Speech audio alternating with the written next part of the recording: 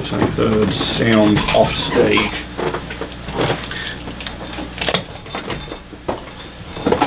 Kevin? Come on in. You ready? Yeah, we may need to adjust the chair. Gentlemen, howdy. Maryland attempted to adjust the ejector button last week and it attacked her. Hang on. That's the one. Just a second. Are you afraid that you're going to talk too much? I don't mind it. It makes me look better. The more you talk, the better I look. That's all. How are you, Kevin? I'm doing well. I saw her the other day at the I forgot what we rally. were talking about, by the way. Look, correctness, you want to talk about a holiday topic? We can do that too. You want to talk about happiness? Everything in my laptop just this morning. The spirit? Oh no. So I'm kind of winging everything, and I don't have any of my notes, and I don't have any of my emails. Well, I thought we were talking about like. Feel free to adjust, but beware the button on your right, because that's the one that goes full tilt on you. That's okay. You can raise it, which is the button on your left, but don't. Perfect. Okay, yeah. Don't try the button on the right. It's what happened to Marylinda last week. Okay. She was sitting like this. We could talk about happiness if you want too. How does this thing go? Twist that. No. Just flip that. Oh, here we go. I used the wrong word, sorry. Yeah, twist. Crap. He did try to twist it. Whatever you want to ask me about is fine. We'll go for it. All right. Well, let's skip to the introductions, and then we'll. No, Steve shall. Steve shall do the Shall. introduction. I'll get to it. Did I turn that off? Yeah, I did. Shall, is that right up there with must? Shall and the must. Things that our lawmakers don't understand.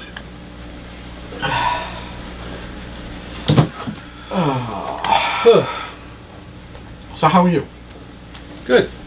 At a funeral or wake yesterday. It's kind of interesting. Like Connecticut, you said?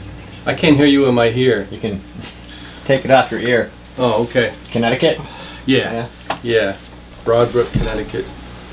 Warehouse Point. So it was good though. So I have 6. We haven't worked out the internal conversation mode yet. I thought last time I could hear you in the ear. That's why I don't know. Doesn't matter. You can once we come back. Oh, okay. Actually, we should play with the audition stuff later on, because I think that takes the bus off of going out to there and allows us to talk like an intercom. Is this scrap? Can I write on this? You here? can write. That's a bag. I'm done with it. Yeah. After I bring us in, I gotta go take a message from my dentist to see if they can fit me in today. So you guys can just go, and I'll come back, and if I have time, we can work on it today. If I Okay. don't, we'll have to do it a different Well, week. one thing we haven't done yet, and we didn't do in the first segment that I wanted to, was to talk about Duck Dynasty and free speech versus bullying, or who's the bully, who's the victim, and all of that stuff, which could lead to happiness if you're on the right side, or not so much happy if you're on the wrong side. Yeah. Okay, now we're coming back. That might work. We're running early today.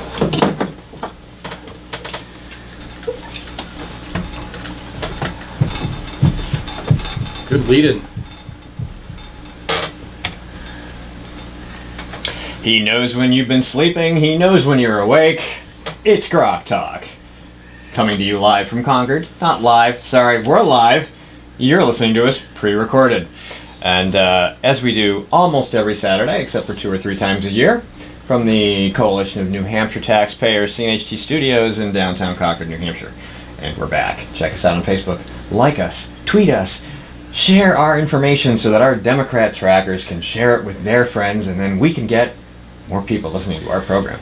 Absolutely. And GrokTALK is a production of GreenwichRock.com, New Hampshire's leading conservative libertarian blog site, and our purpose solely is to annoy liberals and progressives. You're And doing a from good what we job of understand, we do a pretty damn good job of that. Very good.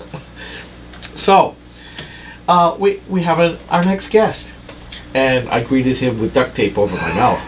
And this is Kevin Kervick, who one of our loyal readers we had in before, and I'm keep holding this duct tape in my mouth because I was told I talked too much the last time, and to which I say I apologize. I didn't tell you that. I didn't. No, say that. you Yeah. didn't. Okay. He did. No, actually, Yeah. a listener told me that. Oh. A listener said, Kevin's great, you should let him talk more. It wasn't my wife then. It was somebody else. So, so how are you? I'm doing pretty well. I'm getting in the holiday spirit. I'm trying, but I've been doing some pretty heavy advocacy and annoying a lot of people like you are as well, and I decided that I need to take at least a week of just kind of shutting down and think more about good stuff and happy stuff for a while. So I'm going to try to do that, but I'll be lucky if I get through one day, but I'm going to try. One day. What kind of advocacy? You know, just I think last time I was here, I said I'm really kind of fighting a revolution. And I think we're in a culture war. I think we're in a war for the country. I think we're at a transformative period where we can go either a couple of different directions, and Obama and his folks are trying to pull us hard in one direction, and I think that the conservatives and libertarians are trying to pull in a different direction. So I do think it's a battle.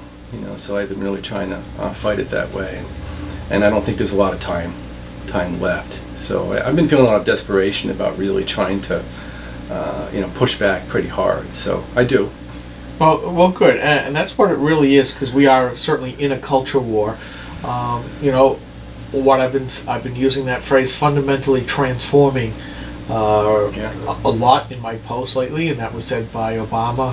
We are 5 days from fundamentally transforming America. He meant what he said. Right. And we are 5 years in, and it's looking ugly. It is starting to look very ugly. Looking ugly. But we see Obamacare kind of dissolving in front of our eyes, and conventional wisdom would say, good, this program is just about out the door, especially last night's announcement that they were going to remove the individual mandate from those who had their policies canceled. By executive fiat, right? Whatever he feels like doing, I guess, he can sort of do it, good or bad or otherwise, right? Well, it's that law, and which he has done 14 times already. But it's a great point that you bring up, Kevin, and I'm interested to know what you think. By executive fiat, which is a fundamental transformation of what America used to be, which is legislate, execute, adjudicate. Your thoughts? Yeah, I think that progressives have been, inside every progressive there's a little fascist waiting to kind of screaming to get out. And I think that's true. I think they're using power, and the best way to do that is through kind of one person. They see all the mess of government as sort of it's just messy and it's unwieldy, and why not just have executive branch do pretty much everything? The unitary executive. Skip mentioned this in the first segment where we talked about George Washington, who actually no, it wasn't Skip. I was listening to Rush Limbaugh. George Washington, who absolutely refused to be king because he was a fine, upstanding, moral man. But Barack Obama frequently laments that he does not have unlimited power to simply make it so, like Mr. Spock. Yes, I think so. And I think what scares me about liberals, progressives, is that I think that they want to use the government to punish people. I mean, they really want to use the executive to get even with people that they feel have caused harm in the past. And I think the more power they centralize, the easier they feel it is to kind of get even with people. And I think that's really what they're about. And it's a scary thing to me. Right. At the same time as they accuse the moral and Christian right of wanting to impose a theocracy when simply they want to be moral and minimal, they themselves have their religion of liberalism. They have their vision of equal misery for all. And they want the right to punish, as you say, to achieve that. I think so. I think it's projection. I think that many of my liberal friends, of which I have many, because I work in human services, are I ask them, why are you tolerating this sort of dictatorship almost that's forming? And I said, well, because we think it's our time to kind of set the record straight and get even with people that have done some things to us in the past. So they really are, I think, feeling like it's their time to kind of fix things and get back. It's their time for their revolution. Yes, and they really don't care about due process. I think so. Yeah. And that is really the horror that we were warned about by the framers of the Constitution. Why they set it up that way. They don't seem to understand or wish to acknowledge, Kevin, that the Constitution was built not to be as a form of government, but it was built in a peculiar way, and I use that in the old-fashioned meaning of the word, a peculiar way, so as to so divide up government, so that these leanings of using government could not be attributed to, you couldn't accumulate that power, although we seem to be seeing that right now with Congress is almost irrelevant. And you're right, liberals get to use government. Just look at the IRS targeting Tea Party and other conservatives, just simply applying for a standard of taxation that is similar to what a lot of liberal groups have. They are doing that, and you're telling us that they're taking great joy in this. I think they are taking great joy. Yeah, that's the scary part for me. I think that they see that there's a sort of a righteous revenge that's going on, and and I just don't think we fight back enough. I think we've just sort of gone with it and tolerated it, and I'm tired of it, of not fighting back. I said to my brother the other day, I don't cower very well. And we have to stand up. If we don't stand up and be confident, they win. There is a tipping point. The danger is that we've already passed it. They have incrementally subverted and perverted the Constitution. They have grown government to the point where it has already exceeded that which the founders feared. And the question is, can we ever squash it? Right, and I think they're cultural imperialists. I mean, let's face it, we're dealing with people that are trying to impose a morality on us, a relativism or a different version of what we kind of grew up with. And I think we tend to see political correctness as sort of like this nice, everybody should be nice to each other and say kind things and never be mean. But really what it is fascism. It's really an imposition of a new morality on other people. Have you ever read Theodore Dalrymple's In Praise of Prejudice? No, I haven't. You should read it. It's an awesome book. Okay. That's his pen name. Okay. But that one's actually available in digital form, I believe, as well, if you read in that format. But Okay. it basically tells us that we are by our nature prejudicial for a reason. Sure. It keeps us alive. Yeah. It keeps us out of trouble. Evolution is a process of prejudice. I agree. The things that you don't do Yeah. because you're reluctant, you have a reason, you have an internal mechanism that says, don't do that. Right. Right. And that applies to everything. I was reading about tolerance this morning. Did you write about tolerance, Skip? Somebody wrote about tolerance. I was reading it similar to that we don't tolerate because we don't want to condone. The more we tolerate, the more we're kind of condoning. And I think that conservatives, we're caught up in this tolerance thing, and it's really led us to, a social devolution. Right. We're sort of just, falling apart culturally in the name of tolerance. So. Exactly. Well, I mean, it's been said many times that liberalism is a religion, and that there's far more fascism involved than tolerance. The book I'm pointing to on the screen, Freedom Nationally, Virtue Locally, Yeah, I've read that. or Socialism by Kevin Miller, is an argument for that, and basically says not only in a way that liberalism is a religion, but more to the point is that various groups attempt to execute their view of goodness, of morality, and to impose it on everyone else, and that is in fact a form of fascism or socialism, and that the central government should be there, instituted among men to preserve these rights, and that local governance shall go with the preferences of the people. In other words, if town X wants to ban everything but Christianity, that's kind of their right, although they might have some argument about that. If town B wants to impose socialism, that's their right, but people might move out. But that kind of stuff should never be at the national level. Mob rule is a bad thing. The entire Constitution was designed to prevent mob rule. Yeah, absolutely. Another phrase that really describes political correctness, Kevin, that I've used quite a bit is cultural Marxism. Yeah, I like that. And we do see, I believe, a secular humanism, a secular morality trying to be imposed upon us. Yeah. And I think that the best showing of that whole process has been the brouhaha this past week with Duck Dynasty and Phil Robertson. He was asked during that CQ interview, what did he thought was sin? And here he is quoting the Bible, a little bit, not necessarily word for word, but gave a couple of things that certainly upset the gay community. And you've seen the pushback. And too often we see, you're saying, having new morality imposed upon the population, and a lot of Christians not pushing back, a lot of us conservative folks not pushing back. But you see, they don't want just an apology. You see that they want a person's destruction.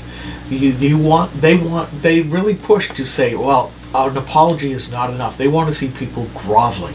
Yes, they want to stigmatize as weird or as bullying or as something anyone who is going to oppose their agenda, their new version of reality. They want to stigmatize people as bad, so they have to kill off people like Phil that say things that they disagree with, because if that becomes normative or normative again, then they lose ground. So they need to really make him out to be the deviant, right? And that their new morality is the new normal. It's the good stuff. Right? I'm sure they'd like to kill off people like Ted Nugent too, but he's got as much absolutely. firepower as a small battalion down there. And they do it by not letting people speak, which is the most alarming thing to me, is the way they impose their morality, or the cultural Marxism is about not letting certain things be said. Right, and if you think it's bad here, the signs of things to come. Do you know that Michael Savage still can't get into the UK? I think it's going on 5 years now to speak at engagements because they're afraid that he might offend people, that he's a purveyor of hate speech. That's right, and look at how that's been the primary tactic against Rush Limbaugh his entire career. The first time I heard Rush Limbaugh, my first reaction, I was still sort of more in the liberal orbit back then, my first reaction was, you're not supposed to say that out loud. It wasn't you're wrong, it's like, ooh, you're not supposed to say that out loud. He was talking about homeless people, that there's a high percentage of mental illness and alcoholism, and it's not just, young women with children. There's a whole bunch of, and I said, oh, you're not supposed to say that, because that's doesn't fit the political correct language. But it was true. It's absolutely true. Most of the homeless people have other problems. Have other problems, and it's absolutely true. And we're not allowed to house them in prisons or mental institutions anymore, so they're on the streets. Yes, which was by choice in many cases. one of the worst decisions ever made. The deinstitutionalization movement was one of the worst things that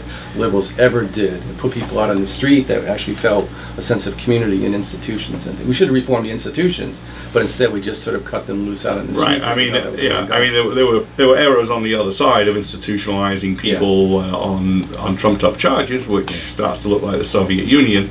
But absolutely, it was criminal to put those people on the streets to enjoy their freedoms when they were completely unable to do so. And that's a good jumping off point. I'm talking more than you this time, Skip. I apologize for talking so much. But Steve likes that. Okay. Yeah. Hold up the note to the camera.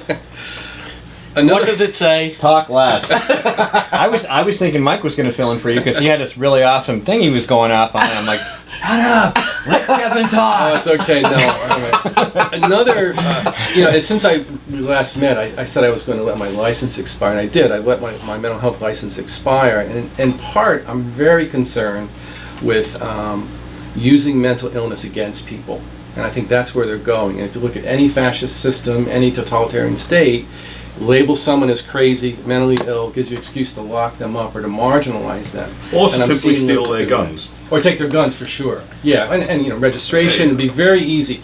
Now, in some states, not in New Hampshire yet, if someone comes to me and says that they have guns at home, and if they're feeling suicidal or something, not only do I have to try to protect an individual by calling the police or his family or something like that, I have to report to the mental health system in my community.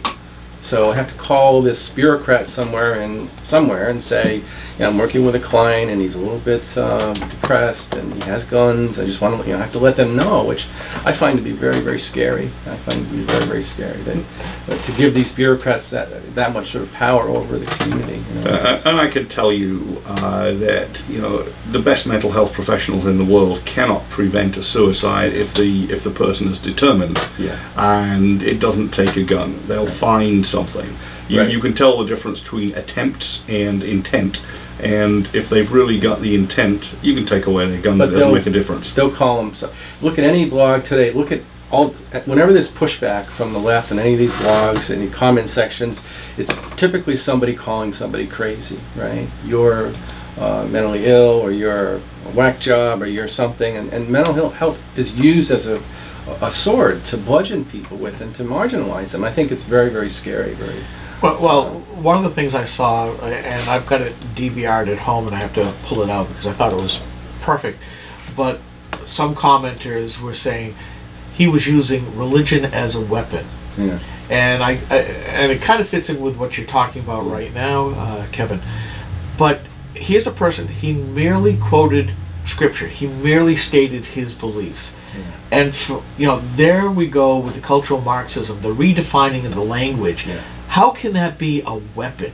He got asked, what do you think of sin? What is sin? And he said, well, here's what I believe it to be. And yet that's supposed to be a weapon. I'm looking at a post right now at Yahoo. GLAAD's, the militant gay group GLAAD, is kind of trying to both be defensive and trying to recast themselves as a victim. And I wanted to get your take on this. In the 5.5 years I've worked at GLAAD, I've never received so many violently angry phone calls and social media posts attacking GLAAD for us speaking out against these comments. The media watchdog organization's VP of Communications, Rich Ferraro, said, blah, blah, blah, blah, blah. I don't think this is about the First Amendment, Ferraro said. I feel it's more about America we live in today. That is one where Americans, gay and straight, are able to speak out when people in the public eye make anti-gay and racist remarks. And here I'm looking at a perfect example of cultural Marxism, where yes, it is about the First Amendment, but they try to deflect away from that, and then they're trying to make themselves out to be the victims. Yeah, the Has aggressor. America turned out to be nothing more than a ragtag bagel of victims? Yeah, I mean, they basically set this guy up. GQ magazine, of course, they knew what the interview was going to be about. I think they basically set this guy up to speak his truth, to say the truth, and then they went after him to try to get rid of him. And then, of course, when they're now perceived as the aggressor, then they have to claim victim status, go back to victim status, so then they can become the good guys again. And I think that's the cycle they play over and over again. Right. And did you see where Sarah Palin was on Hannity a couple of nights ago over this? And she's sitting there in her office at home with fire in the background and the Christmas tree, which she made sure to say was a Christmas tree, and the camo top and the cross around the neck, and she laid it on with a trowel, and it was fabulous. Yeah. And it was, of course, in support of Duck Dynasty. Yeah, and I think that's great. I think we're seeing a powerful cultural moment. I think there really is a big backlash.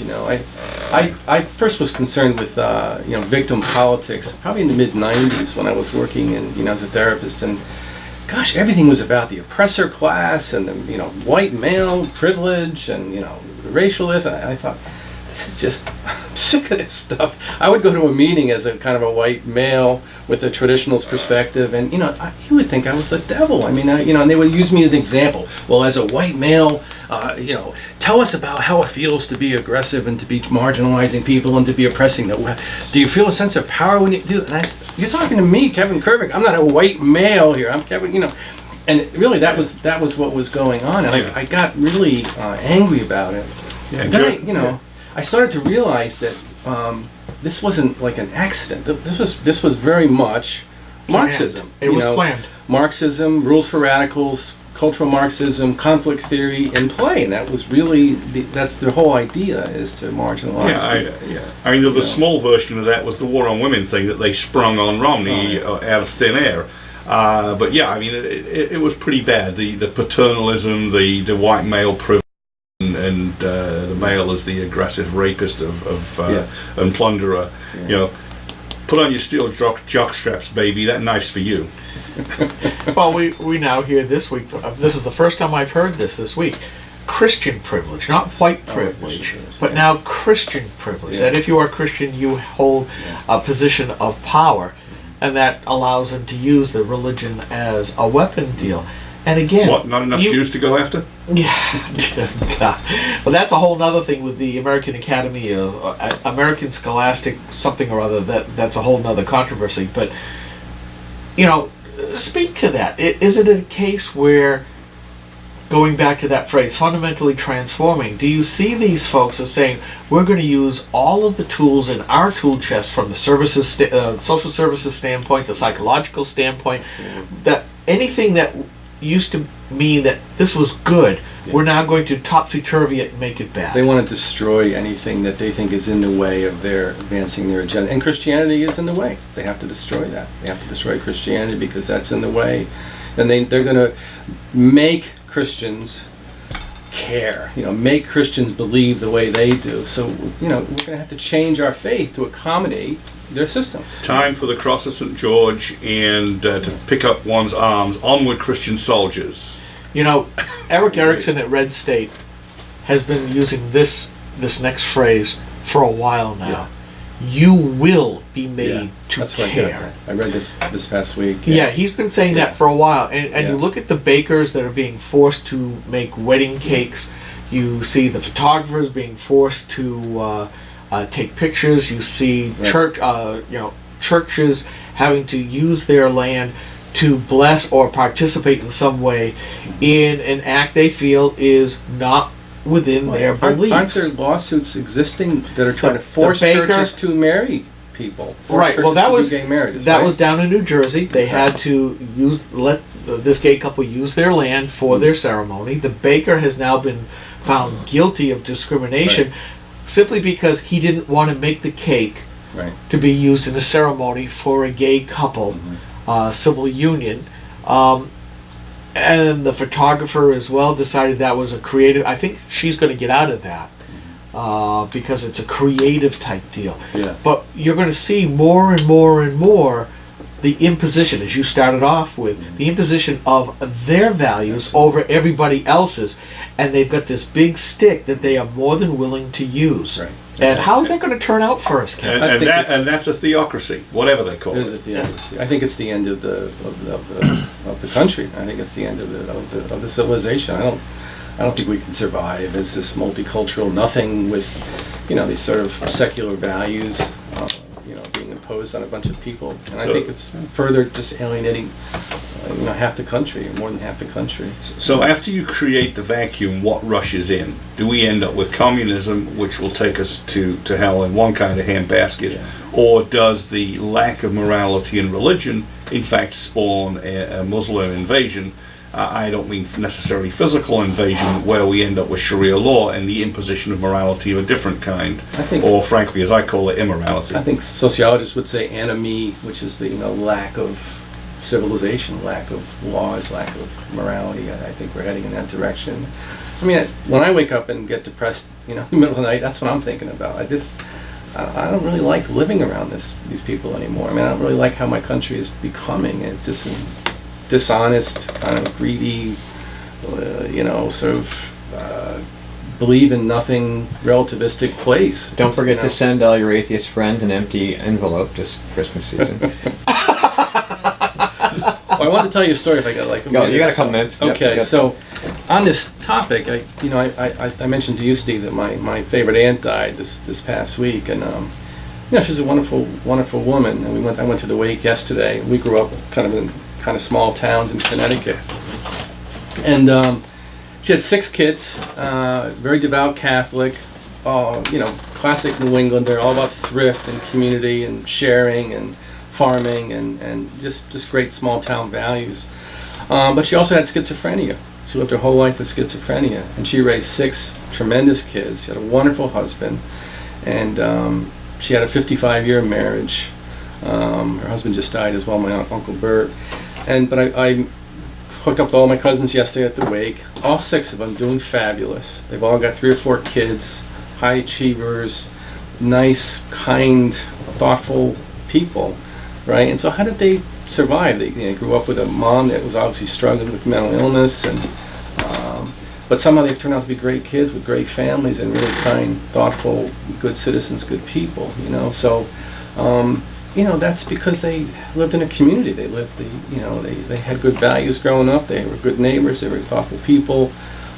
People supported each other. They were kind to each other. Christian ethics.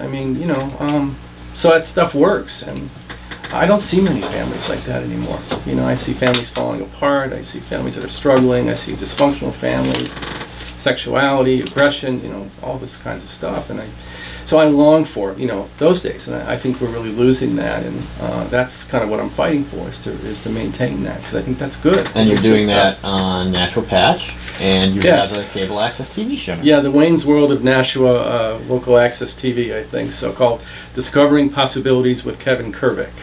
And it's actually airing for the first time at 4 o'clock tomorrow, Monday, 4 o'clock Monday on Channel 96. in Nashville, but it's also on YouTube. So Well, that's good to Very know. good. How else could people get in touch with you if, for some reason, they desire it? well, they want to find me all over Facebook and Twitter, and my webpage is kevinkervick.com, so they can go to my webpage and find me there. Or just Google my name and you'll get loads and loads of controversial, crazy stuff. It does come up. He's easy to find on the internet. He has a big internet footprint, ladies and gentlemen. I do, Kevin for Kervick, sure. thank you very much for coming Thank back you to very spend much. some time with us here at GrokTALk. My name's Steve McDonald. I'm here with Skip Murphy and Mike Rogers. Coming up next is Pete and Jemmy, the tech guy. And we're going to be back with him to talk about some events this week that we talked about in segment 1. And we'll be right back. All right. Oh, you let me talk too much, probably. So you should have talked more. I got Smart FTP to come up, and I got the registration to take because I saved the number from before, but I'm going to It's need like the meeting- address nice so that I meeting can. you. Okay. Nice meeting you, I enjoy Kevin. And I have to I scoot enjoy out your of here really stuff. fast Yeah. because I got to I do it all be the time. at the dentist. They're going to do my Yeah. tooth So- today. Good stuff. Okay. So Skip talked about old-fashioned and peculiar. Yeah. This is the old peculiar of Nasham, Yorkshire, as featured on one of the best beers on the planet. Wow. Okay. that's Kevin, great. if you want to was like stick the around town for this sheriff. next segment, you Sure. want to? I dropped my wife off at work and I'm going to wander around Concord, so I got some time. What do you want me to go in another chair or you want to stay in this one here? No, No, next guest is phone. I got to call him now. Oh, okay. And by the way, you know what this transformation reminds me of more than anything else? The Puritans that came to America were pure in their religion, Right. but they did not forcibly impose it on people. Yeah. The Puritans of the 17th century, I think it was 17th in Britain,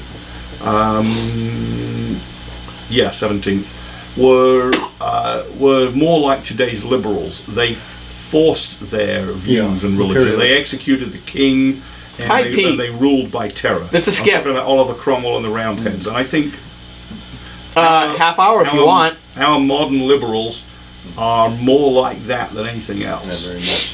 Okay, well, what we'll do is if we lose you, we'll call you back. Monarchy, which is exactly what the Brits So did. not They a brought not a back problem. We're the gonna monarchy. we're in the But- intermission, so but they you'll had get to listen their to some music for a Bill little of bit, Rights. and then So you Steve had will the bring you in. Magna Okay. Carta in like the 11th century. Yeah.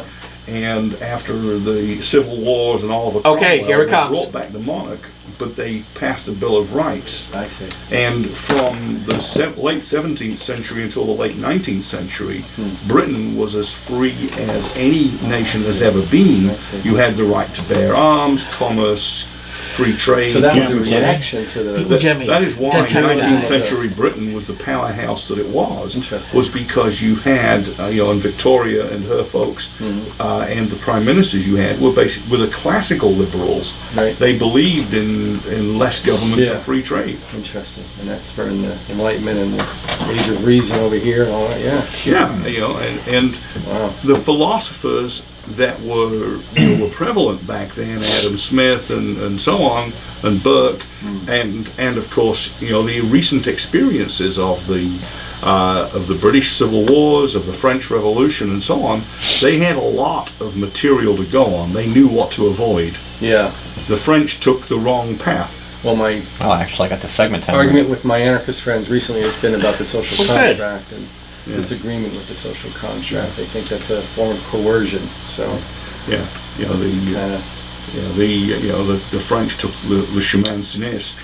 Coming back in the 15. left-hand path of Hey guys. of evil and communism.